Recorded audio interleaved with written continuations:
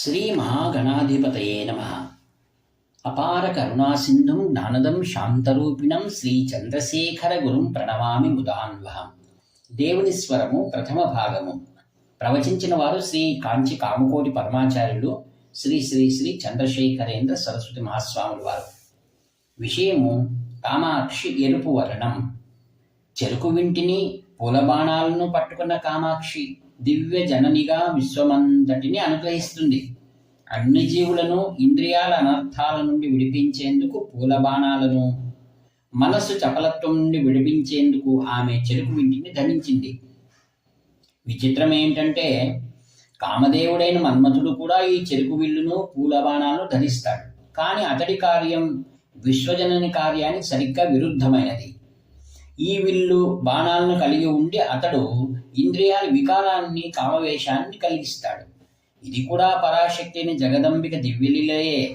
ఆమె ఈ రకమైన శక్తిని అతడికి ఇచ్చింది. ఒక కాయ పిందెగా చేదుగా ఉంటుంది, తర్వాత వగరెక్కి, తర్వాత పుల్లగా అయి పండుగ అయినప్పుడు మధురంగా అవుతుంది.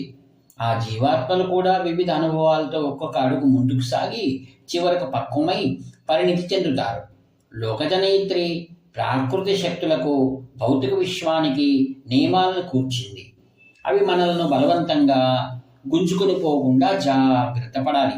సరిగ్గా ప్రారంభంలోనే మనము ఈ శక్తులను తప్పించుకోలేకపోయినప్పటికీ హృదయాన్ని విఘాతపరుచుకోరాదు. జగదంబిక నెమ్మదిగా దారి చూపి మనల్ని విముక్తులను చేస్తుంది అనే విశ్వాసంతో శ్రీమాతను శరణ కోరి ఈ శక్తుల ప్రభావాలను తగ్గించమని ప్రార్థన చేయాలి. మనం సంసారంలో చిక్కుపడి ఉన్నప్పుడు కూడా అందులో ఏమైనా సారం ఉన్నదా అని మనం నిత్యం ఆలోచించాలి. ఆ విధంగా ఆలోచించటమే దాని సారం. ప్రపంచం పట్ల ఏవగింపు వల్లే సంసారం నుండి విడవడాలని కోరిక పుడుతుంది. వివిధ కాలాలలో ప్రకృతిలోని వివిధ శక్తుల వల్ల ఒత్తిడి ఉన్నప్పటికీ ఆ పరాశక్తిని ప్రార్థిస్తూ ఉంటే పిందె కాయై, కాయ పక్వమై, పండుబారి చెట్టు నుండి కింద పడినట్టే సంసారం అనే వృక్షం నుండి విడుదల పొంది జగజ్జనయిత్రి పాదాల చెంత పడిపోతాము. మనలాగా ఎందరో జీవులు పూర్వజన్మలో కర్మలను పోగు చేసుకుంటారు. ఇది తగ్గించుకొని తీసిపారేయడానికి అందరూ జన్మలెత్తాలి. ఒక జన్మ ఎత్తినప్పుడు అందులో అనుభవించే కర్మ పెంచుకోవచ్చు లేదా తగ్గించుకోవచ్చు.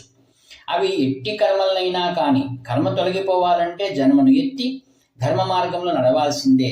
వేరే దారి లేనే లేదు. చివరగా కర్మ అంతా నశించిన తరువాత మనం జన్మే అక్కరలేని స్థితికి చేరుతాము.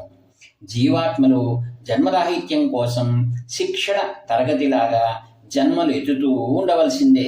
జీవాత్మలు ఎన్ని జన్మ ఎత్తాలి కనుకనే పరాంబిక వారిని కామాన్ని పెట్టింది. దానికి మన్మథుడిని అధిపతిగా నియమించింది.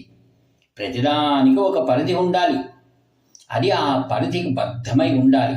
మన్మథుడు తన ప్రతాపాన్ని తన భక్తుల మీద, జ్ఞానుల మీద ప్రదర్శించకుండా ఆ పరాత్పరి ఆపుతుంది.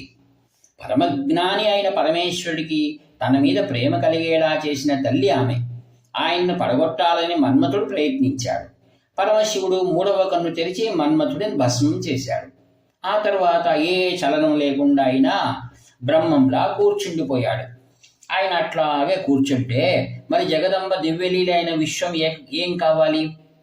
అందుకే ఆమె మన్మథుని చెరుకు విల్లును, బాణాలను చేతుల్లోకి తీసుకొని పరమేశ్వరుని వద్దకు వెళ్ళింది. మన్మథుని వలె అహంకారంతో నేను ఆయన్ని గెలుస్తాను అనే భావనతో పోలేదు. ప్రేమ, సమర్పణాభావంతో సమీపించింది. వెంటనే గొప్ప జ్ఞానైన పరమేశ్వరుడు కామేశ్వరుడిగా అయినాడు.